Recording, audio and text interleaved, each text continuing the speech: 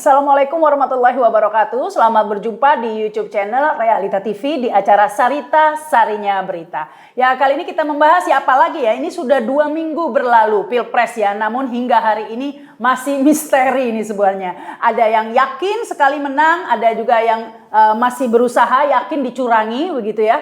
Dan tentu kita publik masih berharap terungkap begitu ya. Ada keajaiban lah buat bangsa ini untuk akhirnya mengakhiri tradisi kecurangan dalam Pilpres. Berbagai macam manuver sudah dilakukan termasuk hak angket. Kita akan membahas serba-serbi begitu ya. Setelah Pilpres 2024. Apa saja ini ya, bersama dua narasumber. Ada Bang Syahganda Nainggolan. Assalamualaikum Bang Syahganda. Waalaikumsalam, Mbak Rahma. Sehat ya? Ya, Alhamdulillah. Kemudian ada Bang Henry Satrio dari kedai kopi. Itu kopinya. Sehat ya? Sehat, Alhamdulillah. Sehat ya? Alhamdulillah. Ini kita mau-mauan datang kemari ini mau apa? Iya. Mau ngomongin. Ini gimana ini setelah Pilpres? Ya kan, setelah Pilpres 2 minggu. Kok ini ini beda ya sama 2019 dulu, masih lebih ketahuan gitu. Sekarang ini kan masih sebenarnya masih cair sekali nih Bang Ganda, sudah 2 minggu ini. Siapa pemenang Pilpres ini menurut Bang Ganda bagaimana? Ya kalau pemenang de facto ya pasti Prabowo ya, de facto ya. Cuman kan secara value ini kan paling merosot sepanjang sejarah Republik Indonesia. Legalitasnya paling rendah. Iya, bukan value, artinya ini perampokan amanah rakyat. Rakyat itu kan sebenarnya seperti saya, datang ke JIS, capek, saya 1 jam itu jalan gitu ya, untuk mencapai JIS, memberikan suara kepada orang yang di JIS itu, paslon 1 lah misalnya gitu. Itu kan suara saya. Dan saya kan berharap sebagai rakyat suara saya dihargai. Ya kan? Tapi kan dengan cara-cara TSM, politik curang, dan lain-lain ini kan kita kemudian bilang, oh kok suara gue itu nggak dihargai ya di Indonesia ini gitu. Jadi kalau kita ingin membangun trust society, high level trust society seperti kata Francis Fukuyama misalkan gitu, itu kan artinya kita kehilangan lagi. Ini paling buruk sekarang. 2019 buruk, ya 2019 buruk, tapi lebih buruk dari 2019 sekarang ini. Ya artinya rakyat itu betul-betul tidak dihormati suaranya. Nah ini what next itu pertanyaannya. Kita harus ngapain ini Bang? Ya kan kita masih ada beberapa kesempatan. Ya pertama kan ada langkah paslon yang kalah, yang 0103 rencana ke hak angket ke DPR. Itu adalah salah satu instrumen untuk membuktikan pemilu ini curang. Kalau curang maka itu kemudian bisa dianulir dong kemenangan Prabowo. Ya secara logika seperti itu. Iya, begitu secara politik ya, secara politik. Walaupun secara countingnya nanti di MK mungkin beda. Yang kedua, beberapa kecurangan bisa dilaporkan ke Bawaslu. Ya kan dari Bawaslu nanti mungkin kita kalau dikalahkan Bawaslu kita bisa banding ke Mahkamah Agung. Mahkamah Agung itu punya peraturan tentang terkait pemilu ini. Ya, dia bisa juga memeriksa. Jadi ada 2 DPR, ada Mahkamah Agung nanti. Nah, ini yang saya harap cepat dilakukan oleh teman-teman di partai politik pendukung 01 dan 03. Kemudian tekanan rakyat. Tekanan rakyat harus menunjukkan bahwa mereka tuh yang marah. Karena apa? Karena merasa betrayal, dikhianati oleh satu kepemimpinan nasional yang tidak menjaga suara rakyat itu. Vox populi, vox dei istilahnya itu. Nah, itu yang sekarang kita harus lakukan. Nah, kemudian kalau memang pada akhirnya de facto juga Jenderal Prabowo Subianto ini, udah jenderal kan sekarang kan?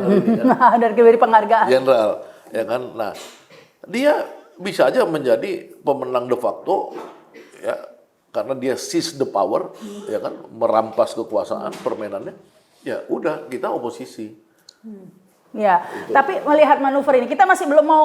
Ini kan masih banyak ini Bang Hensat ya, masih banyak yang belum mau legowo istilahnya ya, karena enak aja legowo, tidak semudah itu Ferguson kan gitu kata orangnya. Kita masih banyak yang mau berjuang ya, baik itu melalui jadi belum mau langsung lompat ke oposisi seperti itu. Dan tampaknya perjuangan ini terus bergulir. Dan kalau kita lihat ya, kalau menurut saya ini juga ini sudah direspon loh oleh Jokowi ya. Terbukti langsung Jokowi tiba-tiba membahas soal program makan gratis begitu ya. Ini menunjukkan bahwa ada sedikit kepanikan juga begitu dengan manuver-manuver publik ini. Iya, karena ini beda hal ya dengan antara manuver atau keinginan publik mendapatkan hasil yang sesungguhnya dengan apa yang dilakukan oleh istana ya. Kalau Pak Jokowi kan namanya bapaknya Gibran ya, anaknya mau jadi wapres kan. de facto ya. Waktu Itu ya mungkin dia siap-siap juga kan, nggak mau juga anaknya susah kan, repot ntar. Misalnya makan gratis masih lama gitu kan, nanti anaknya ditanyain. Kayak ingin meyakinkan publik nih loh, ya tetap loh yang menang itu nanti Gibran sama Prabowo gitu. Urutannya salah, Prabowo sama Gibran begitu ya. Jadi Nah kalau menurut saya sih, ya itu satu pertanyaannya emang rada aneh ya. Kenapa kemudian dia sibuk banget dengan apa yang harus dilakukan atau apa yang akan dilakukan oleh Prabowo nantinya. Kalau saya sih melihatnya mungkin Pak Jokowi mau nanam budi juga gitu, jadi gampang. ya ada tempe nih Pak. Ya, ini memang sehat sekali ya podcast ini ya. ini makanan founding fathers ini, tempe tahu nih. Iya, nggak katanya Mbak Rahma, Bang Ganda. Ini kita makannya harus dari kanan ke kiri. Oh gitu ya. Jadi lo mulai dulu sama cabenya habis baru ini. Sampai mana tadi ngomong? Sampai mana tadi ngomong dari akhir? Jadi menurut saya Pak Jokowi ini lagi coba untuk nanam budi aja untuk Prabowo Gibran. Supaya dia bisa dilibatkan lah sama Prabowo. Gue sih ngeliatnya gini ya. Prabowo itu Dengan memberi jenderal tadi itu. ya, terus ada jenderal bintang 4, kemudian itu satu-satu nih. Kan saya menilainya Pak Prabowo ini kan memang sosok yang independen ya. Dia berjuang jadi presiden itu dari 2014. 2009 Wapres. Dari 2009 Wapres. Nah ini dia persisten tuh gitu. Ini ada cerita lah yang bisa kita ceritakan ya ke anak cucu kita bahwa ada presiden yang berjuang beberapa kali akhirnya sampai jadi. Walaupun Mas Gibran kita agak bingung juga nih cerita, tapi kita ceritain lah bahwa keberuntungan itu bisa datang tanpa kita tahu lah kira-kira gitu. Itu ada juga ceritanya. Nah kan memang mau sekarang itu ya kita berharap kepada Pak Prabowo dan sekarang kemudian Pak Jokowi berusaha untuk membuat smooth kehidupan Pak Prabowo nanti pada saat menjadi presiden kan. Diangkat jadi bintang 4, jadi mungkin dianulir ya pemberhentiannya Pak Prabowo kan? Ya pastinya. Artinya jadi nggak jadi dipecat dong ya? Iya bukan, iya bahwa itu yang dulu itu tafsirnya kan ini kan soal tafsir. Iya, tafsir. Tafsir dulu itu Prabowo itu dipecat, ya dipecat pasti dengan tidak hormat. Ya itu ada debatnya dulu tidak hormat atau dengan hormat. Ya. Nah kalau sekarang berarti kan dia tidak dipecat. Iya. Pernyataan Jenderal Agus terakhir itu Pak Kapuspen TNI bahwa dia dulu tidak dipecat. Gitu loh. Nah itu berarti apa komentarnya Agung Gumelar, kemudian Wiranto Dan lain-lain teranulir. Teranulir juga semuanya. Apa sih yang nggak bisa dianulir gitu ya? Atur aja deh gitu. itu termasuk nyebar hoax juga. Udah. Tapi kan, tapi menurut saya begini juga. Saya nggak tahu ya tentang Ijtima Ulama gimana. Tapi kan 5 tahun lalu Ijtima Ulama mengatakan Prabowo pantas. Ya nggak gitu kan? Iya. Berarti ini kan kayak Ijtima Ulama yang kejadian aja. Cuma memang kejadiannya nggak 5 tahun lalu, kejadiannya baru sekarang. Nah balik lagi ke Pak Jokowi, jadi dengan mungkin Pak Jokowi juga mengetahui bahwa Pak Prabowo itu orangnya independen kan. Maka dia coba masuk dari awal dengan ya serangkaian program. Nanti sih kalau misalnya 20 Maret ya 2024 kemudian diumumkan oleh KPU Pak Prabowo yang menang gitu ya, Mas Gibran yang menang. Itu kan secara penglihatan ya. Itu mungkin dia akan mengalami situasi lemdak itu tuh. Lemdak yang sesungguhnya karena Jokowinya udah maksudnya. Jokowinya. Karena udah ada presidennya kan. Jadi orang-orang yang mau menjadi presiden, mau jadi menterinya Pak Prabowo, termasuk menteri-menterinya Pak Jokowi sekarang, itu kutubnya sudah berubah tuh. Ke Pak Prabowo kan secara manusiawi begitu. Maka dia mesti siapkan nih supaya hal itu tidak terjadi sehingga dia bisa bilang, Pak Prabowo, saya ngangkat lo jadi bintang 4 lo. Saya lo yang nyiapin anggaran untuk makan gratis lo. Jadi dia coba menyiapkan itu supaya apa? Supaya bargaining lah istilahnya bargaining. Ya, mencuri start lah untuk ya supaya dia nggak lem-lem amat lah gitu ya. Jadi saya juga pernah menyarankan Bang Ganda itu memang sebaiknya pada saat selesai diumumkan oleh KPU sebagai pemenang, sebaiknya Pak Prabowo mundur aja dari kabinet. Supaya kabinetnya Pak Jokowi ini bisa efektif sampai akhir. Kan kalau misalnya Pak Prabowo, Pak Bang Ganda nih, Mbak Rahma, Bu Sri Mulyani lah, dan menteri yang saya Pak Jokowi, gitu ya misalnya. Terus saya bilang, Ibu Sri Mulyani, kita keluarkan lagi ya hutang ya. Iya Pak Presiden. Kalau Bu Sri Mulyani misalnya ini mohon maaf ya Bu ya, misalnya dia mau jadi menterinya Pak Prabowo lagi, dia akan ngelirik Pak Prabowo tuh, gimana, gitu ya. Kalau Prabowo bilang oke, dia oke. Nunggu restu presiden Iya. baru dong. Atau misalnya siapa, Bahlil lah. Pak Bahlil, investasi kita tingkatkan ya. Karena dia pengen jadi menterinya Pak Prabowo kan, dia ngelirik juga Prabowo gimana. Iya. Jadi ada dua presiden jadinya. Iya, makanya menurut saya, dan ini untuk kebaikan Pak Jokowi juga sih. Ya mendingan, ya Pak Prabowo-nya mendingan resign. Kalau masalah kemudian bisa melanjutkan dengan ada di dalam, itu easy lah. Iya. Ini kan perbincangan antar presiden. Jadi kalau mau ada komunikasi tentang apa yang harus nanti Pak Jokowi minta tolong dong nih bahasanya kan.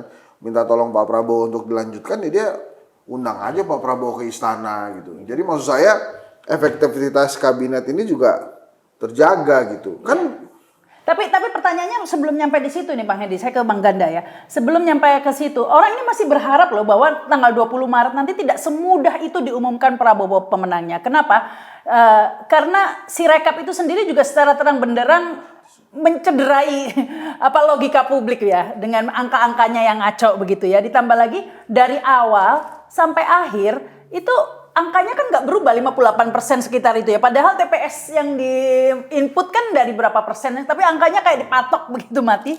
Kemudian angka-angka yang muncul itu meskipun sudah minta maaf, KPU-nya ya ada yang 130.000 suara untuk Prabowo, padahal maksimal cuma 300 satu TPS. Nah, hal-hal tersebut itu kan terlalu tidak masuk akal dan itu tidak mungkin tidak dibahas di hak angket tadi.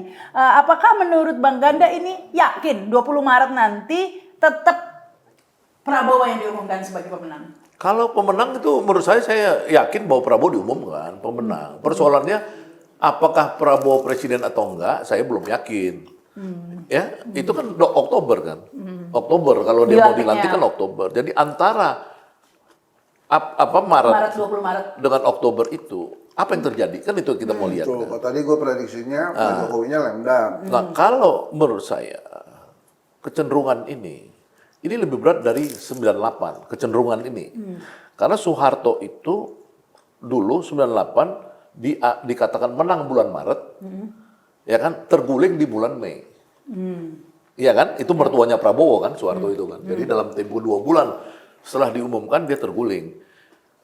Apakah perasaan masyarakat itu ya yang disebut sebagai baik common sense ya maupun perasaan publik itu mendukung Prabowo atau enggak? Kan kita lihat, kalau pembicaraan 2 minggu terakhir yang di-capture oleh drone emprit misalkan, itu kan semua rakyat itu ngomong bahwa pemilu curang.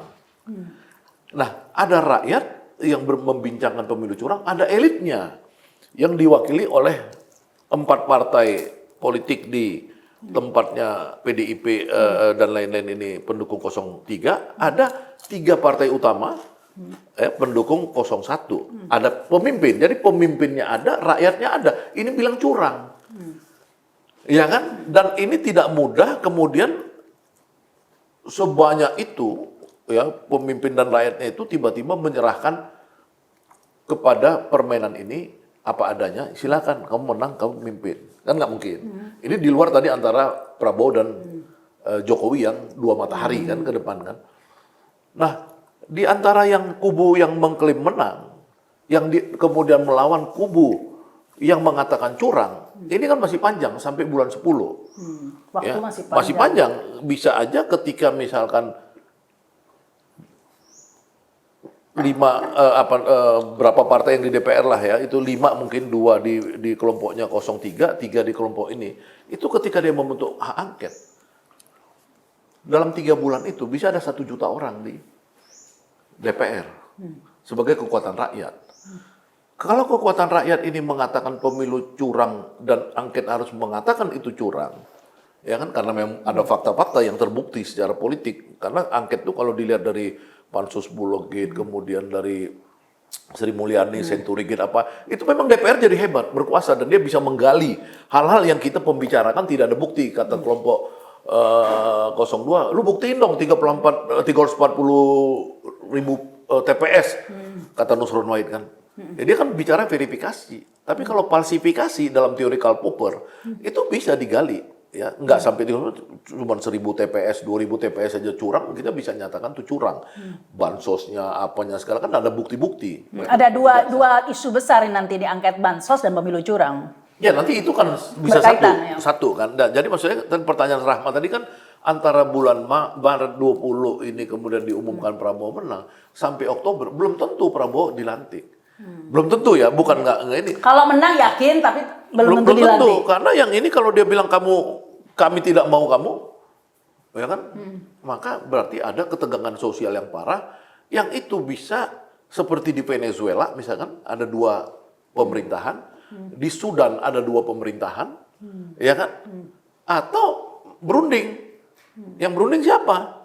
Apakah Prabowo dan Jokowi ini ikut sertakan? Karena dari kelompok ini paling jijik kan sama Jokowi, bukan nama Prabowo-nya nih. Karena mereka ini sebenarnya beririsan dengan Prabowo di tahun-tahun lalu. Misalkan kelompok Megawati itu sama Prabowo itu 2009 mereka Perpasangan. bukan perpasangan di tempat sampah di Bantar Gebang itu mereka ini launching sebagai calon presiden dan wakil presiden. Ya di kelompok ini 10 tahun Prabowo itu beririsan ya di kelompok 01 itu gitu. Jadi sebenarnya kalau Prabowo yang berunding mungkin orang bisa lebih ini, tapi perundingan loh, bukan perundingan misalkan Prabowo sebagai presiden misalkan dia merasa udah pemenang, bukan. Dia pemenang dengan perampasan yang saya bilang tadi amanah rakyat untuk pemilu bersih itu. Nah, tapi kan Prabowo bisa berkelit seperti tadi kata Hensat bahwa dia memang istimewa ulama di 2014 dan di 2019 itu memang minta Prabowo. Cuman kan di 2024 itu kan beda lagi kasusnya. Nah, inilah menurut saya masih berat. Jadi buat Prabowo dan rakyat Indonesia, menurut saya ini akan mengalami kegoncangan sosial yang parah sampai bulan 10 tahun ini. Jadi kuncinya sebenarnya saat ini bola ada di DPR, begitu kan ya? Karena saya nggak bisa bayangkan ini seandainya ada hak angket, pansus. Bayangkan dulu hak angket Senturi saja ya, pansus Senturi benar-benar menguras perhatian publik ya, televisi live Ya, terus, hari, ya. Iya. bahkan ada siapa tuh tokoh-tokohnya Akbar Faisal dulu ya yang vokal. Cowboy Senayan. Koboi Senayan berkeluar semua dan benar-benar menguras, mengedukasi publik. Bayangkan soal Senturi itu kan masalah ekonomi ya, sebenarnya bailout segala macam orang nggak banyak paham loh. Itu masalah Pilpres itu. Tapi Itu, orang karena jadi mengerti pembobolan uang 6 triliun itu untuk membiayai. adalah diasumsikan membiayai Pilpres 2009. Jadi selalu begitu. Setiap mau Pilpres ini ada aja yang aneh-aneh. Yang membiayai kampanye incumbent itu negara kita sebenarnya. Negara, iya. Ya kalau ini bansos kan yang kita Bansos, biayai. ya, aparat-aparat kepala desa semua itu kan terlibat nih. Nah itu pansus Senturi itu sampai publik yang nggak paham ekonomi aja sampai paham soal bailout dan segala macam, saking diedukasinya melalui pansus. Dan jika ini sampai lolos angket ini pansus, saya yakin akan lebih heboh begitu ya Bang Hensat. Tapi kenapa ini dukungan udah begitu kuat kok belum jadi aja nih Bang? Nah, karena begini, ada beberapa sequence ya. Yang pertama, Surya Paloh ketemu Jokowi. Kemudian yang kedua, ada yang aneh. Sekjen Koalisi Perubahan itu, sekjen Koalisi Perubahan, partai politiknya bilang, kita akan mendukung PDI Perjuangan sebagai inisiator. Kenapa saya bilang aneh ya? Lu kalau mau bikin hak angket, bikin aja. Cuma tergantung sih. Jangan nungguin PDI Perjuangan. Mulai aja gitu. Mulai aja. Sementara mungkin ya, PDI Perjuangannya mau meluncurkan hak angket, ini ada apa? Ada pertemuan dengan Pak Jokowi, kan nggak pernah dibongkar juga, nggak pernah dibuka juga. Ini kan PDI Perjuangan ini kan dia menurut saya besar karena keadaan juga lah. Dan kemudian belajar dari keadaan. Kan menyakitkan Pak, ditinggal Jokowi dan Gibran ya. Masa dia mau dibohongin lagi gitu kan ya? Makanya Udah gitu kalah telak lagi di Pilpres. iya, makanya langkahnya hati-hati gitu. Ganjar didukung Jokowi, tiba-tiba begitu Ganjar diumumkan dia terlepas ada gonjang-ganjing 21 April itu. Tapi kan kita masih ingat si rambut putih itu siapa yang diomongin Pak Jokowi. Jadi wajar kalau kemudian PDI Perjuangan akan berhati-hati sekali langkahnya hari ini untuk mengajukan hak angket supaya apa? Supaya dia nggak kena zong 2 kali kan? Bukan lebih dari 2 kali kan, ini udah 4 kali kali zongnya. Jadi kalau mau hak angket, saran saya si parpol-parpol Koalisi Perubahan ini lanjut aja. Nggak usah nunggu PDIP gitu. Iya, karena sampai hari ini saya belum dengar ya dari parpol Koalisi Perubahan. Ya, saya misalnya ngomong PKS nih ya. Saya, PKB dan Nasdem akan mengajukan hak angket. Setelah itu kami akan membuka komunikasi dengan P3 dan PDI Perjuangan. Itu kan rakyat juga ngelihatnya mantep gitu. Oh ini parpol Koalisi Perubahan ada pergerakan. Tapi begitu dia bilang kami akan mendukung PDI Perjuangan. Nah, kok dia begitu sih? Nah ya ini masalahnya di situ ya Bang Ganda ya. Padahal dukungan publik kan sudah kuat ya Bang Hendy ya. Udah kuat banget ini. Banyak yang berharap ingin hak angket sebagai satu-satunya kanalisasi lah dari kekecewaan yang anggapnya curang dan kemudian ditantangin. Buktikan dong, buktikan. Nah inilah kesempatan membuktikan melalui hak penyelidikan kan hak angket. Pertama kalau menurut saya gini ya, tokoh-tokohnya dulu kita lihat ya. Baik yang di 01 maupun 03, itu kan tokoh-tokoh yang menurut saya dia tidak gampang dibeli Jokowi. Ya, tidak gampang dia itu melakukan politik dagang sapi. Misalkan ketika orang mencurigai kenapa Surya Paloh dipanggil. Kalau saya nggak yakin, karena Surya Paloh itu udah korbannya dia banyak sekali. Dia sudah Nggak mungkin menyerah segitu mudahnya. mungkin. Dia kan sudah rugi kalau nggak salah berapa triliun di bisnis dia dimatikan rejim lah yang terkait di Freeport atau di mana ya, catering apa Banyak segala, semuanya. sekali. Termasuk Metro tower TV-nya itu kan. hancur apa segala. Jadi buat saya sih nggak mungkin ya, karena Surya Paloh ini juga di masa Soeharto dia ngelawan loh sama Soeharto. Nah. Dia buat koran prioritas apa segala. Jadi Sampai di track penjara record dia tuh hampir di penjara sama Hampir. Samsir. Samsir sendiri Jenderal Samsir sendiri cerita sama saya. Dia diperintahkan oleh Panglima TNI waktu itu Faisal Tanjung untuk nangkap Surya Paloh. Untung mereka sempat ketemu di Medan antara Samsir dengan bapaknya si Surya Paloh ini di Medan. Jadi dia selamatin juga nih si Surya Paloh. Ada Surya Paloh itu pemberontak. Sejatinya dia ada sifat pemberontak. Muhaimin menurut saya mengalami suatu transisi yang luar biasa selama Pilpres ini.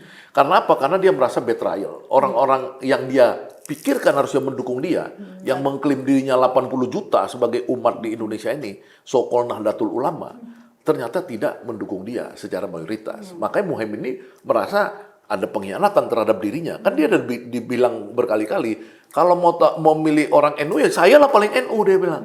Memang betul dari semua. Tapi PKB-nya naik. Tunggu dulu, makanya ini artinya gini. Fakta di lapangan, ya NU-nya sendiri melakukan gerakan untuk mengalahkan Muhaimin. NU-nya sendiri, kan gitu. Jadi soal sekarang nanti dulu. Ini soal fakta-fakta di lapangan tuh bahwa dia didelegitimasi oleh NU dan lain-lain. Jadi saya melihat Muhaimin ini menjadi tokoh yang semakin militan juga, militan. Terzolimi lah. Terzolimi, jadi militan. Dia itu nggak mungkin menyerah menurut saya dalam konteks ini, ya kan? Kemudian PKS kita udah tahu. PKS sendiri saya pernah ketemu dengan Pak Salim Segaf di rumahnya. Dia bilang, kan aku lebih senang nanti sama PDI berkoalisi daripada sama Prabowo, misalnya gitu. Ya kan? Nah itu kan artinya kan orang-orang ini pasti tetap solid. Ini satu, kelompok 01. 03 saya dapat dari dua sumber di sekitar Megawati. Inti-intinya banget Megawati. Aku tanya, itu Bu Mega bisa dibeli nggak? Nggak, kan? 1000%. Nggak akan bisa dibeli Bu Mega itu. Bu Mega udah nggak mau sama Jokowi lagi. Nah artinya ini kan figurnya udah lengkap. Persoalan antara ini tadi yang disinggung oleh Hensat ini. Kok nggak jadi-jadi gitu? Kok nggak jadi-jadi? Ini kan orang mencurigai satu kan dia nunggu pengumuman tanggal 5 kalau nggak salah ya. Mulai Sidang. rekap. Sidang. Iya, rekap itu diumumkan yang pileg ini, karena mereka pengen menjaga pilegnya ini. Oh kan ya, gitu kan. harga pileknya biar gak dihancurin Nggak nanti. dihancurin, ya kan? Nah, yang kedua sebenarnya memang saya setuju dengan Bung Hensat tadi, bisa jadi sebenarnya sambil jalan aja, tapi digulirkan aja. Misalnya Surya Paloh minta kepada ketua fraksi di Nasdem di DPR, udah mulai aja. Dia mulai membentuk Kobe Senayan itu. Kobe Senayannya aja dulu. Kobe Senayannya misalkan katakan 10 orang. Kalau dulu kan 9 di zaman Century. Kobe Senayan inilah yang nanti datang undang orang minta teken sampai 50. Baru masuk di bulan nanti katakanlah di bulan April Setelah atau bulan ini reses masuk atau Maret akhir, Maret pertengahan itu kemudian nanti paripurna. Di paripurna itulah Bu Mega akan menunjukkan sama Surya Paloh dan Muhaimin dan Pak Salim Segaf itu bahwa mereka kompak gitu loh. Jadi nggak perlu nunggu siapa ketemu sekarang Yusuf Kala, Surya Paloh, nggak usah juga, jalan aja. Jadi menurut saya ini keniscayaan. Nggak akan mungkin mereka tidak melakukan angket. Keyakinan saya. Tunggu waktu saja ya. Ya, ini Tinggal akan tunggu angket waktu dan saja. ini akan ada pergolakan babak baru. Persoalannya apakah dengan Prabowo jadi jenderal, ngadepinnya lebih berat atau waktu dia Ngaruh nggak sih? Hah? Ya nggak tahu kita kan. Artinya kan bisa jadi kan itu kan menunjukkan tentara menunjukkan, gue dukung ini orang loh. Ya kan, makanya aku kasih dia rehabilitasi quote and quote pangkat jenderal ini. Jangan main-main. Nah, bisa jadi kan. Tapi kan tentara ya harus tahu diri dia juga. Itu gimana sih dia tuh yang jenderal-jenderal itu, jadi ini reformasi itu mau di tweak sejarahnya tuh gimana sih? Iya makanya ini kan sebenarnya kan nggak ngerti juga kenapa mereka menganulir, ya menganulir. Seharusnya Prabowo sendiri kan agak rada Bingung juga ya. Kenapa dia kan kalau betul dia yakin mau jadi presiden, untuk apa lagi dia mau jadi jenderal? Iya, Itu dia kan udah jadi panglima tertinggi. Atau kalau dia tidak di-recovery, nanti dia kesulitan sebagai panglima tertinggi. Artinya nggak boleh kan? Tapi panglima tertinggi politik ya, nggak masalah. Nggak ada hubungannya. Nggak ada hubungan. Jokowi nggak pernah jadi iya, itu, bisa betul. jadi panglima Iya, betul. tertinggi. Memang Atau karena remunerasi pensiunan? Nggak juga lah ya, masa enggak lah, masa enggak kesana lah gitu. ya. Atau sekedar pemulihan nama baik saja. Sebenarnya kalau presiden kan automatically kan dia nama baiknya kepulihkan. Ya. Ya ini memang fenomena baru ya. Seandainya bisa jadi nih ya, seandainya itu tiba-tiba ada misalnya masih hidup gitu ya, tokoh-tokoh PKI mendapat gelar apa gitu, bisa jadi dong dirubah sejarah gitu. Gue nggak ikut-ikut kok kalau itu. Kalau itu sih, maksudnya kita di luar itu dulu ya. Misalnya gini, artinya Jangan bikin channel ini hilang. Nggak, maksudnya bisa merubah sejarah gitu loh. Nah, sejarah memang sebetulnya reformasinya. sejarah kan memang pasti bisa berubah-berubah. Cuman maksud saya ini kan sebenarnya untuk apa Prabowo misalkan tadi pertanyaan Hensat tadi, sebenarnya ngapain lagi sih buat dia dapat gelar jenderal itu gitu loh. Iya, iya. Iya, tapi yang saya menarik tadi itu Bang Hensat ya, setuju dengan Bang Gada bahwa ini sebenarnya semua masih menahan diri saja. Karena ya tadi itu pileg, karena pemilu kali ini bukan hanya brutal di pilpres, tapi juga brutal di pileg. Saya merasakan sendiri, saya caleg luar biasa begitu ya. Nah ini mungkin semua partai politik ini mengamankan agar gak dibabak belurkan juga ini anggota legislatifnya, caleg-calegnya. Ya, saya menilai juga banyak politisi kita, Bang Anda, yang sekarang memahami Jokowi sebagai sosok jenius yang memang langkahnya mesti hati-hati. Jadi kalau dulu kan, ini Jokowi ini tergantung ini kan ternyata enggak ya. Dia tuh menepiskan semua hal. Ini jadi Pak Jokowi itu Kasian deh nggak ada PDIP ternyata dicengin. Iya, Pak Jokowi itu merehabilitasi nama baik Bu Mega juga. Kan selama ini tuh kalau Pak Jokowi gini, oh pasti Bu Mega. Kalau Pak Jokowi Bu Mega, ternyata kan dia sendiri tuh. Nah sekarang karena mengetahui Pak Jokowi canggih, jenius gitu ya, mereka sangat berhati-hati sekali menghitung langkah. Tapi pada saat mereka berhati-hati ini, Pak Jokowi terus memainkan bidaknya. Oh, mari kita bahas si makan gratis di APBN. Oh, ini kita angkat lah. Terus. Iya, dia terus-terusan bergerak gitu.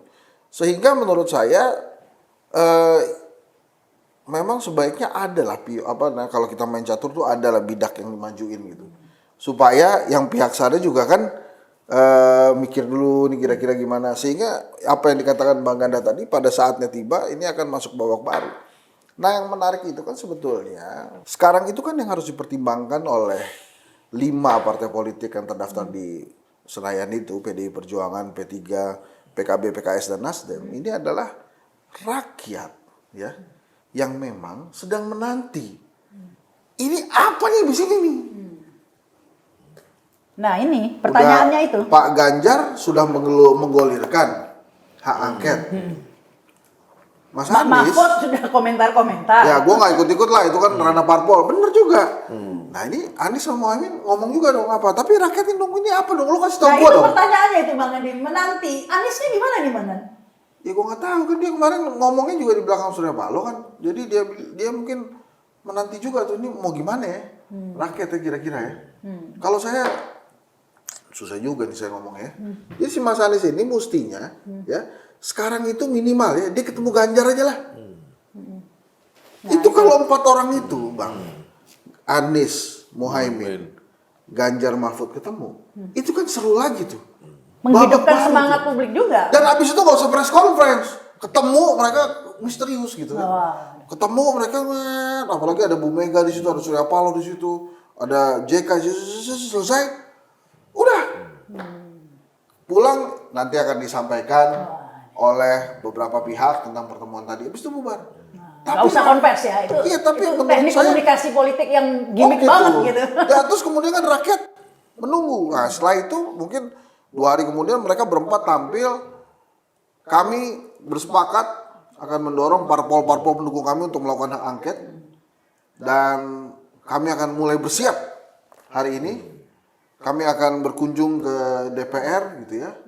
Itu kan seru. Ada yang mau ikut? Nah, gitu.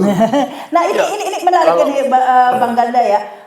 Karena kan Nah, soalnya gini loh, ini habis pilpres, quick count hitung cepat beres, terus mereka sendiri-sendiri seperti ada main jadi. bukan ada mayem, seperti mereka masih berbeda, tidak. Harusnya bersatu gitu ya. Mereka sekarang menurut hasil hitung cepat mereka ini yang kalah.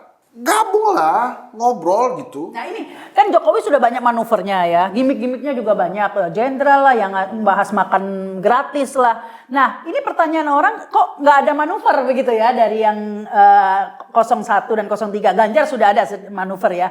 Nah ini Anies yang ditanyakan kok tidak ada, setidak-tidaknya inilah untuk menjaga semangat pendukungnya lah ya, yang tentunya sakit hati ini gitu Iya, ya. lu kan deket banget sama Anies tuh. Ini kemana begitu loh, apalah ya untuk menjaga semangat kita gitu loh Bang Saganda. Ya, kalau saya kan menyarankan ke Pak Anies itu baik di H-2 dan di H+1, ya kan. Saya bilang Pak Anies itu harus seperti Korea Akuido, ya harus berani menantang Marcos waktu itu di Filipina itu, bahwa ini pemilu curang dan dia akan memimpin people power. Kan sebenarnya itu yang ditunggu rakyat, itu kan istilah people power itu dipimpin oleh Anies. Nah, tapi apakah Anies itu akan mengarah ke sana? Saya sendiri nggak tahu. Itu kan tergantung daripada, ya itu soal ukuran keberanian ya. Itu Atau harapan publik saja ini. Ya, kalau misalnya gini, contoh Anwar Ibrahim di Malaysia. Ketika dia dikalahkan secara curang, dia memimpin perlawanan dan seluruh orang itu attach dengan dia, bukan detach. Ya kan, kalau Anies kan kelihatan kayak berjarak akhirnya detach. Dia ke rumahnya ke Diponegoro 10 markas, habis itu kan rakyatnya nggak ini. Tapi kalau itu Anwar Ibrahim, kemanapun dia tuh ribuan orang tuh ngikutin dia. Tidak di-maintain pendukungnya ini, yang Iya kan? di JIS segala macam tuh Iya. kayaknya nggak ter-maintain itu. Nah, ini Sebentar. Anwar Ibrahim begitu karena dia jalan keluar, Pak. Jadi diikuti sama pendukungnya. Kalau nggak jalan keluar, jalan Manuver ada. kaki. nggak, maksudnya Ada jalan, manuver. jalan keluar gitu, kelihatan bahwa dia Oh iya. Manuver. Iya, kalau kita lihat misalkan Polri juga begitu. Ada manuvernya, iya, makanya kalau ada kita lihat misalkan Anwar Ibrahim itu, dia tidak ada counting pakai kuantitatif. Dia bilang, kau Najib, kan gitu kan? Kalau kita Iya, lihat langsung. kau penjahat, kau curang, kau merampas hak rakyat gini, jahanam apa? Dia langsung gitu. Nggak ada nanti, wah Anwar Ibrahim ditangkap polisi, nggak ada. Dia Anwar Ibrahim tangkap lagi aja gitu loh. Itu betul-betul Anwar Ibrahim akhirnya pemimpin revolusi dan suatu hari akhirnya rakyat itu bersama dia mengambil alih kekuasaan. Itu kan begitu juga perempuan kita nih Korea Aquino di ini, ketika rakyat udah mencintai dia pimpin, dia bilang Marcos kau curang, ya kan, kami akan melawan kau. Akhirnya rakyat itu melawan, kemudian dibantu oleh Kardinal Sin waktu itu dan menang gitu loh. Nah Anies nggak tahu apakah mengambil jalan itu atau enggak. Atau menunggu waktu juga. Saya tanya dia sebenarnya kan jubirnya Anies, kalau saya kan Jubir. Kapan jangan Nah, balik ini lagi ke jubir situ. juga. saya kan jubir ke 89, kalau dia kan jubir ke 50 ya. Enggak, saya nggak masuk ke situ, itu bukan saya. Iya. Whatever. Jadi artinya gini, sebenarnya rakyat itu berharap sama Anies kan gitu tadi, dan baik juga kepada Ganjar di kelompok sana untuk mereka juga berinisiatif membuat pertemuan-pertemuan. Itu kita setuju sekali sebenarnya. Jadi ada ketua parpol, tapi ada juga yang kontestan ini, figur-figurnya itu. Yang sangat juga- penting, figur sentral Iya, sebenarnya. penting Anies ini dong. figur sentral sebenarnya untuk menggugah semangat publik itu justru Anies. Lah iya, karena orang rakyat ini mendukung dia. Harapannya di dia kok Ini gitu dia. kan. Orang Iya. berharap ke Iya. tokoh seperti Anies ini untuk memimpin perubahan itu Iya, begitu. betul, Nah, ini iya. pemimpinnya. Loh, Ya, kok gue nggak sih? nggak ngerti, gue bukan jubirnya. Nah, iya. Nah, terus bagaimana kalau menurut pandangan Bang Henry, apakah diamnya Anies ini lebih karena ngebaca situasi dulu? Karena memang belum ada pengumuman juga dari KPU. Siapa tahu KPU tanggal 20 Maret nanti ngumumkannya tidak seperti itu 2 putaran kan apa? Atau menunggu dulu tidak mau gegabah lagi karena yang dihadapi tadi itu belut gitu kan? Kalau nunggu waktu, gue masih oke. Kalau nunggu instruksi, itu yang menurut gue parah. Nah ini nunggu waktu apa nunggu instruksi? Gimana, Bang?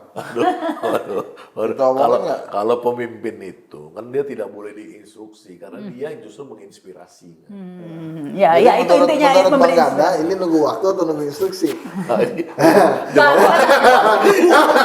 Kita husnuzon aja.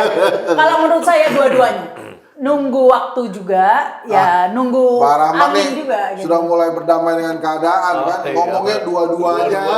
Pokoknya aman di tengah aja diplomatis juga ya gitu. Maksud saya begini, kita seperti kata Bang Hensat tadi, kita nggak tahu loh ini gerakannya. Kita baca angin dulu gitu mungkin seperti apa. Tapi kalau dibiarkan ini barang, Mbak Rahma. lama-lama basi. Mbak Rahma, kalau seorang Rahma Sarita, Sahgana Nenggolan, Henry Satrio menunggu, melihat, membaca angin kemudian bergerak itu wajar. Lah ini kan tokoh ini. Ya sentralnya. Dia ada di kertas suara loh. Iya betul. Kita pilih dia, Bos. Iya. Terus kalau dia diem nih, terus kita suruh ngebahas nih orang nunggu waktu apa nunggu instruksi. Kan gak gitu. Ya dia bergerak lah. Ya, karena kalau kelamaan, lama-lama tadi tuh lama-lama basi, akhirnya apatis juga, skeptis. Nggak, maksud gue masa Ya udah biar lo kalah gitu. masa pidato pertamanya kita tunggu hasil hasil penghitungan KPU. Padahal penghitungan KPU-nya udah kacau. Bukan juga, ntar penghitungan KPU dia baru ngomong. Udah selesai, Bos. Ya udah diketok. Iya, nggak maksud gue. Ya Allah, ini orang ya. The four apa sih kita nyebutnya? Ya person lah, the Iya, first tokoh empat lah. orang ini dia kalau misalnya ada kecurangan, terus kemudian ingin melakukan atau publik diharuskan untuk mengawasi pemilu, kemudian dia mengharapkan parpol-parpol melakukan hak angket, mereka yang tampil lah. Prof Mahfud tampil bener dia juga, itu gua nggak ada urusan, itu urusan parpol. Tapi dia mesti tampil sama Ganjar nih, makanya saya ya encourage nih. Itu 4 orang ketemu lah. Mereka udah dalam satu kelompok kok, kalah versi hitung cepat. Tapi saya mau ngomong lagi ke Bang Gana ini. Saya nggak setuju tuh kata Pak Mahfud urusan parpol. Ini tidak ada urusan parpol karena ini adalah urusan rakyat, hak rakyat yang ditipu, yang dicuri, yang dicurangi itu hak rakyat. Nah, ini hak angket. Oh angket iya, tapi angket itu pun hak rakyat. Seharusnya partai politik memfasilitasi keinginan rakyat begitu ya DPR. Jadi seakan-akan partai politik ini memegang kuasa atas rakyat. Tidak benar itu ya. Jadi seakan-akan kedaulatan di tangan parpol. Menurut saya kedaulatan Satu lagi ya, ini rakyat. mudah-mudahan gue salah nih. Anies tuh jangan beranggapan bahwa dia lebih oke dari Ganjar karena suaranya lebih tinggi dari Ganjar. Sama aja, Bos. Sama-sama kalah gitu. Jadi maksud gue, iya sama-sama kalah. Ini kan nggak sedikit loh, 24 tambah 17. Itu ada 41. 41% rakyat Indonesia. Terus kalau 41% suara ini kemudian si 2 orang ini, ya udah ntar lihat aja deh mau gimana. Ya nggak gitu juga kali. Demokrasi itu kan memang harus dicuriga. Kemudian dipertanyakan iya. Pak Prabowo dan Mas Gibran itu secara de facto hasil hitung cepat itu sudah menanglah dia. Jadi kita Sebelum dihitung pun udah menang karena angkanya tetap aja maksudnya segitu. kita tunggu Dari aja. satu TPS sampai sekarang 70% angkanya Nah, persentase. maksud gue itu kita tunggu aja nanti gimana. Tapi kan lo ada hal lain topiknya, yaitu penyelenggara negara, presiden, KPU, Bawaslu gitu. Jadi lo mesti pisahkan dulu nih antara Prabowo dan Gibran dengan penyelenggara pemilu itu. Nah 4 orang ini, Anies, Muhaimin, Ganjar, Mahfud, ini tanya ini ke 4 orang penyelenggara negara ini. Bung, menurut saya Anda tidak benar melaksanakan ini. Ada curang ini. Jadi bedakan ini Prabowo dan Gibran dulu dengan para penyelenggara pemilu ini. Maksud saya, gerakan-gerakan sekarang ini harus bertanya kepada mereka.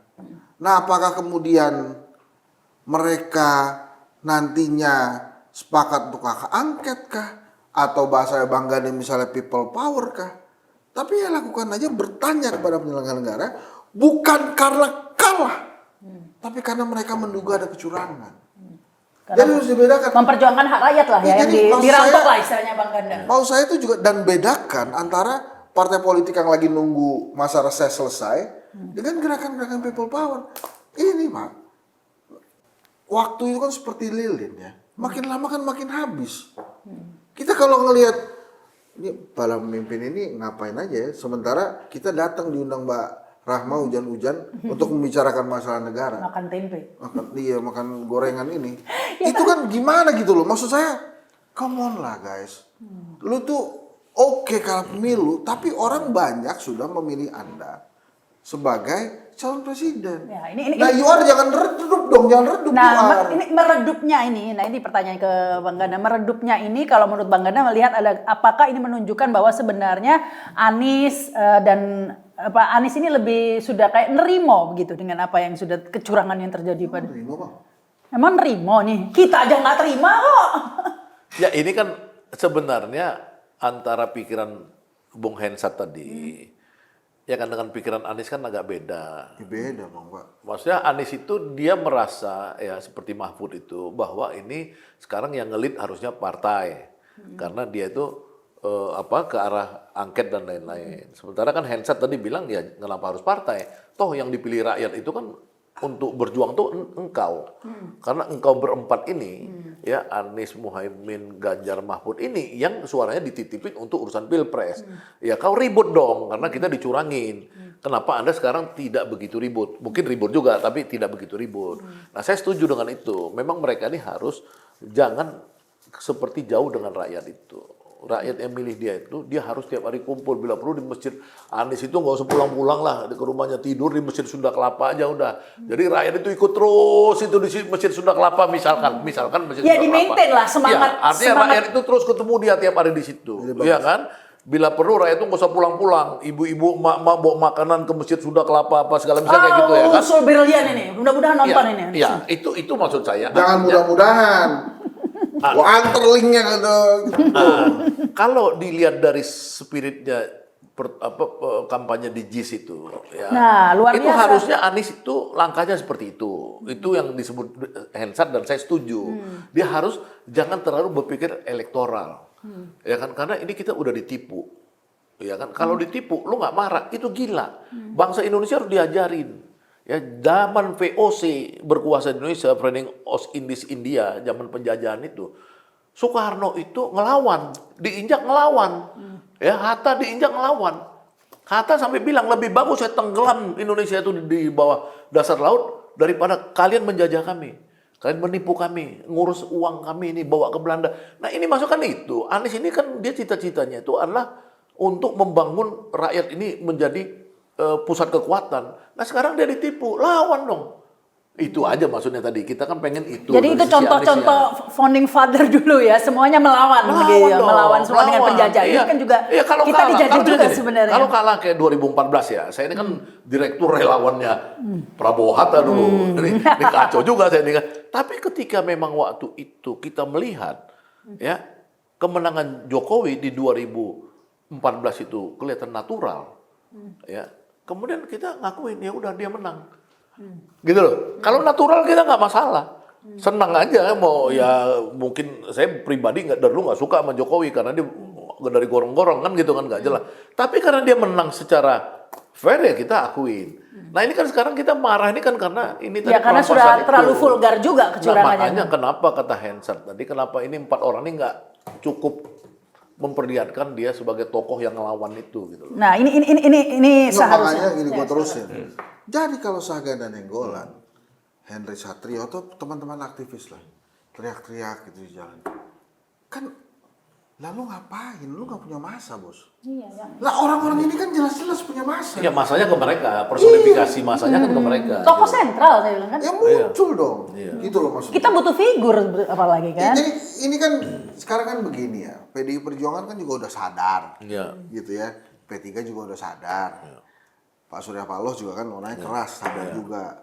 PKB dia walaupun diuntungkan kemarin, tapi kan juga sadar juga permainan. PKS jelas-jelas berada di barisan oposisi lama.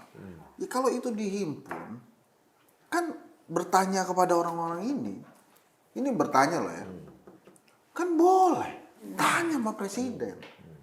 Lo kenapa kemarin ngeluarin beras itu? Lo tanya dong sama menterinya Erlangga Hartarto, tanya sama Bawaslu, tanya sama KPU. Tapi ini nggak ada urusan sama Pak Prabowo ya. Pak Prabowo udah gitu, dia kita anggap ini semuanya kontestan sama. Prabowo udah Prabowo Gibran selesai nih. Tapi kalau lo bertanya, ya itu harusnya levelnya kontestan tuh yang nanya, jadi lebih kuat. Kalau umpamanya nanti kemudian yang ngejawab itu adalah 02, tim sukses 02, jangan dengerin, udah biarin. Kan dia bagian tim sukses. Kita bertanya sama penyelenggara negara.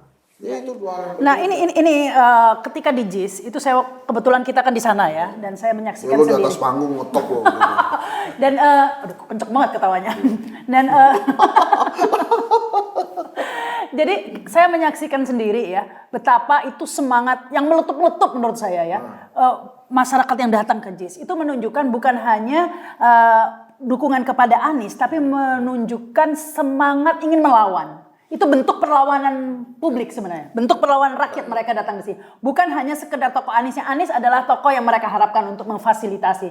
Tapi itu menunjukkan perlawanan mereka. Nah, setelah ternyata dicurangi secara brutal seperti ini ya. Ini kan seperti anti klimaks ini Bang Ganda. Semangat publik yang ingin melawan sebegitu luas kan bayangnya, karena itu tidak mungkin ya. Saya aja hampir pingsan itu sebenarnya di sana dia. Tapi itu masyarakat benar-benar tidak bergerak itu menunggu di sana ya. Bahkan sempat vakum dari subuh, kita baru bisa mulai jam 8 lebih karena tertahan ya. Itu tidak ada yang bergerak itu, mereka tetap tanpa ada acara, mereka tetap bersabar karena tadi semangat ingin melawan ya. Nah, semangat itu sepertinya sekarang jadi redup istilahnya Bang Hendra tadi, anti klimaks. Ya gini kan makanya kita sebagai sebuah bangsa harus hati-hati. Ya karena kan sebenarnya kenapa misalkan seperti saya yang 10 tahun lawan Jokowi ya, tapi kemudian ada Pilpres dan kemudian saya diundang jadi jubir. Iya kan? Nah, saya masuk. Kan iya jubir ini. Iya kan? Masuk. Karena saya mau menghormati sebuah proses yang evolutif, demokratik, alamiah, kan gitu kan. Kalau saya 10 tahun lawan Jokowi itu kan maunya pengen saya revolusi, ada revolusi kan gitu kan. Karena rakyat udah pengen ngelawan. Nah kalau jalan yang ini sebagai kanalisasi yang normal, pemilu ini kemudian dikhianati, jadi bisa jadi ini bukan anti klimaks. Gitu loh. Suara rakyat ini, dia akan cari jalannya seperti air bah itu. Dia tidak, oke, lo nggak mau ya udah. Kalau misalkan Pak Aniesnya dianggap tidak bisa lagi merepresentasi, dia akan cari orang. Nah, saya melihat ke depan ini kemungkinan besar nih, imajinasi ya masih ya. Itu yang mimpin perjuangan ini tinggal 2 orang perlawanan ini. Siapa itu? Namanya Megawati sama Habib Rizik. Ini paling ngeri nih kalau kejadian. Kalau itu bisa menjadi kanalisasi semangat publik untuk melawan. Kalau mereka berduet nih, Megawati sama Habib Rizik. Megawati simbolisasi dari orang yang kemarin mendukung Ganjar Mahfud. Habib Rizik nih yang mewakili di kelompok yang tadi yang merasa elektoral ini nggak jalan, kanalisasi nggak jalan, dia kembali ke Habib Rizik. Itu maka selesai bangsa ini. Wah iya, ini Maksud selesai gimana? ya perlawan. Ya kan perlawan rakyatnya ini nggak bisa. Selesai rezim penjajahan ini selesai gitu loh Bang Hensat. Masa diterjemahin sih? Selesai bangsa ini gimana? Ini 2 juta, 3 juta rakyat itu kalau ada Megawati dan Habib Rizik itu tumplek di Jakarta ini. Tumplek asli itu. Asli. Nah, pertanyaannya selain tadi Anies di mana? Habib Rizik juga di mana nih, Bang? Oh, Habib Rizik udah sama ini kan dia nunggu ini yang kamu sebut anti klimaksnya ini jalan nggak sih? Dia pasti nunggu dong. Megawati juga setahu saya sampai hari ini dia ngelawan. Dan Megawati sudah terbukti ikut menggulingkan Soeharto ya tahun 1998. Kalau kita lihat dulu masanya Megawati itu yang cium-cium air. Amin Rais dulu terus terang. Tunggu dulu, itu masanya Mega penuh. Tuh yang cuci-cuci minum cucian air tanah. Dari contoh masa Amin Rais di Jakarta. Ya, masa-masa perkotaan. Masa rakyat yang kita nggak tahu dari mana-mana, kita lihat di pinggir jalan sepanjang jalan Haryono, MT Haryono, Gatot Subroto. Saya sendiri ini masa dari mana bau-bau hitam-hitam apa mohon maaf ya rakyat ya saya bukan ini tapi maksudnya saya mau cuman mendeskripsikan itu kan pasti masa-masa dari rakyat yang pinggiran-pinggiran pantai utara Jawa Tengah apa segala gitu misalnya gitu itu datang dan itu bisa jutaan Megawati itu pecinta Megawati jutaan pecinta Habib Rizik jutaan ini bisa bahaya. Sependapat nggak Bang Hensa bahwa sebenarnya rakyat ini hanya butuh tokoh penggerak, komando penggeraknya? Enggak, gue fokusnya ke 4 orang inilah. Ya, Ganjar tuh mendingan lah. Ganjar tuh mending tuh. Hak akeh. Ya, Ini ada curangan. Ini satu lagi ini gimana sih? Nah, tokoh yang bisa Propaganda. menggerakkan ya dalam situasi seperti memang harapan Bang Hensat seperti itu. Tapi kan harapan saya juga sependapat sebenarnya tokoh yang bisa menggerakkan ya pastilah Anies. Karena Anies inilah yang paling menjadi harapan ya karena perubahan narasinya ya. Yang paling menjadi harapan publik yang menginginkan perubahan begitu. Enggak, kalau misalnya ya Mas Ganjar memimpin, saya ikut.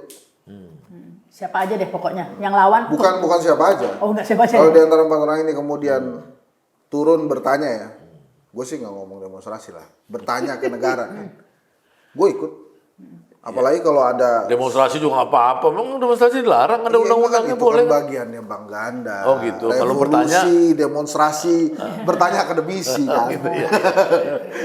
Gitu. Itu apalagi kalau tadi Bang Ganda bilang Ibu Mega dan Habib Rizik ikut. Bu Mega ini kan penjaga negara saya melihatnya ini. Dan dia menjaga negara supaya negara Indonesia ini tetap berada di rel negara hukum, tidak berubah menjadi negara kekuasaan. Maka pada saat ada orang ingin merubah negara hukum jadi negara kekuasaan, dia marah. 3 periode enak aja aturannya. Nah iya, Bu Perpanjangan. Mega do your Boleh, magic bisa. ya, Bu Mega do your magic. Karena dulu Bu Mega lah yang menjadi tokoh sentral untuk membatalkan 3 periode. Bisa. Kalau Bu Mega sama Habib Rizik turun bareng bisa. Bisa dong. Karena bapaknya Bu Mega itu kan mengajarkan tentang konsep ini apa namanya tahun 1926 tulisan Soekarno itu kan yang paling inti dari Indonesia. Enggak, maksud saya gini, kalau Bu Mega lagi terus kemudian Habib Rizik lagi, ya tenggelam lah ini Anies sama Ganjar kan? Ya itu kan konsekuensi aja. Itu kan artinya Anies dan Ganjar berarti dia pilihan dia tetap pilihan elektoral. Oh nggak, maksud gue Ya, jangan-jangan karena, ketidakmunculan Anies ini, mungkin dia nunggu juga, gue nungguin Megawati sama Habib Rizik turun aja. Bisa. Karena dia merasa sudah habis, sudah selesai. Bisa jadi. Padahal belum sebenarnya. Tapi usul Bang Ganda tadi itu menarik. Saya mungkin ini diulangi lagi biar didengar gitu ya. Mungkin sebaiknya Anies Baswedan tidak di rumah atau di suatu tempat yang kita tidak bisa jangkau. Kita tidak tahu lah ya. Harus kembali bersama di antara kita, di antara pendukungnya. Entah di mana. Harus hadir di antara para pendukung yang tentu merasa suaranya dikhianati. Untuk merasakan yang sama, untuk mengatakan, hai pejuang perubahan, I feel you gitu kan, bahwa kita merasakan hal yang sama. Mari kita tentu saya hadir bersama kalian untuk berjuang bersama. Nah, jadi tidak malah berada di tempat lain, pendukungnya di mana, Pak Aniesnya di mana, kan begitu ya Bang Ganda. Jadi mungkin kalau usulnya Bang Ganda tadi di Masjid Sunda Kelapa katanya. Ya dong, kalau enggak kan nanti dibuat orang isu-isu dia pidato di depan fotonya Bung Hatta kan kacau kan. Itu kan sekarang kan viral. Ya kan, karena apa? Karena pertanyaan Hensa tadi, di mana Pak Anies ini? Muncul viral tiba-tiba dia kayak pidato di depan. Ya itu gimana sih, men? Ya nggak tahu kan, itu kan hoax kan. Tapi maksudnya supaya nggak hoax, ya biasakan itu dia datang ke Petamburan, datang ke Tetap ada mengadakan pergerakan lah ya, pergerakan ke tokoh-tokoh sentral yang bisa punya massa, yang bisa mempengaruhi publik, yang besar pengaruhnya kepada yang menjadi penggerak lah ya. Harusnya tetap menjaga pergerakan karena itu. kan karena kita anggap ini kecurangan ini belum selesai kan itu kan. Atau mungkin sebenarnya Pak Anies bergerak cuma Bang Ganda nggak tahu aja kali. Ya kan kita ngeliat di publik kan, maksudnya kan di media di Kelihatan Instagram. kan dia tokoh publik. Kalau jalan-jalan bisa jadi berita lah. Iya. Kalau nggak kelihatan ya ngapain? Bukan bergerak kan namanya. Itu Pak Ganjar, lu bayangin aja, Mas Ganjar di Jogja aja kita tahu. Iya. Oh Ganjar lagi di Jogja tuh. Kita tahu, Bos. Oke. Aduh. Ya oke, yang terakhir ini mungkin closing statement deh ini kan. Tempenya juga udah mau hampir habis. Aku belum makan loh. Ini udah buat abang lah. Ya habis gue disuruh makan cabenya duluan. Tapi ini siapa dulu nih? Silakan ya. Terkait dengan apa Pilpres ini kan selanjutnya ada hak angket dan lain sebagainya. Closing statementnya Bang Hensat, silakan. Gini, saya salut ke PDI Perjuangan, salut ke Mas Ganjar karena berani bersikap di awal. Nah, kemudian saya berdoa semoga partai-partai politik di koalisi perubahan ya bergerak aja dulu, gitu ya, bergerak dulu untuk hak angket. Baru kemudian mungkin ada komunikasi-komunikasi politik. Jadi ada bahasa yang mengatakan bahwa kami siap untuk hak angket. Jadi bahasanya selama ini yang saya dengar itu kami menunggu atau kami mendukung PDI Perjuangan bila PDI Perjuangan akan mengeluarkan hak angket. Nah, ini dua hal yang berbeda kan. Menggelontorkan langsung dengan menunggu itu berbeda. Jadi saya mengapresiasi itu PDI Perjuangan, saya mengapresiasi Mas Ganjar. Dan kemudian saya berharap ya gerakan-gerakan ini ada ya dari rakyat ini memang untuk mempertanyakan kecurangan, bukan karena kalah versi hitung cepat. Jadi itu menurut saya. Nah, Dan kalau kemudian nih katanya closing statement gimana sih? oh ya, oke. Saya nyambung lagi, tapi ternyata nggak closing banget. Oh, iya. Karena begini loh. Kalau kita lihat 2019 nih Bang Ganda. Kalau sekarang katanya Pak Mahfud, itu tergantung partai politik dan lain-lain. 2019 nggak ada partai politik itu. Rakyat yang bergerak. 2019, 98 gimana sih saya ngomongnya. Tahun 98 reformasi, nggak ada partai politik Bang. Rakyat bisa bergerak tanpa partai politik pun rakyat bisa bergerak. 2019 juga loh. Iya. Saya kan di situ. Itu rakyat yang bergerak. Yang Bawaslu. Di Bawaslu itu. Oh iya. Nah ya, jadi sebenarnya kedaulatan tetap di tangan rakyat, nggak tergantung partai politik juga. Makanya kan gini. Seringkali orang-orang ini tidak tahu bedanya elektoral dengan kemarahan rakyat itu. Sekarang rakyat itu kan nunggu Pak Surya Paloh, Bu Megawati apa. Jangan cuma omon-omon. Kalau omon-omon, jangan dia pikir rakyat itu kemudian membiarkan proses transaksi dagang sapi politik, politik dagang sapi terjadi antara elit itu dengan mengorbankan perasaan rakyat. Ya, itu kan kemudian kita lihat di 20-21 Mei itu bulan puasa, ini kan mau dekat bulan puasa, ini kan ngeri nih. Bulan puasa semangat perang Badar itu kan tinggi. Itu jangan dipikir kemudian ini tidak akan diduduki Jakarta ini. Inilah, jadi sebenarnya silakan paralel hak angket itu, ya jangan omon-omon. Surya Paloh silakan perintahkan fraksinya langsung untuk menggalang dan lain-lain. Nah, suara rakyat tadi, rakyat pasti bergerak lah. Saya yakin benar bergerak, karena kemarahannya tuh saya rasakan. Ya. Kalau misalkan lihat yang di-capture oleh drone emprit big data itu, ya 2 minggu itu semua isunya pokoknya percakapan curang. Yang udah agak hilang ini di TikTok saya lihat. TikTok ini udah mulai normal lagi. Tapi yang lain-lain tuh masih di WA group, di apa semua tuh masih semua ngomongin soal ini, soal curang dan lain-lain gitu loh. Jadi kemarahan rakyat itu tetap diperbincangkan sekarang ini. Demo-demo itu misalnya 1 Maret tuh saya lihat ada 3 demo besar di DPR RI, di Solo, di kampungnya Gibran, di Medan. Ya kan, kemudian sebelum itu hari ini tanggal berapa? 28 juga ada demo di UNJ, Universitas Negeri Jakarta. Kemarin demo ini akan terus. Apalagi bulan Ramadan nanti, orang demo terus itu.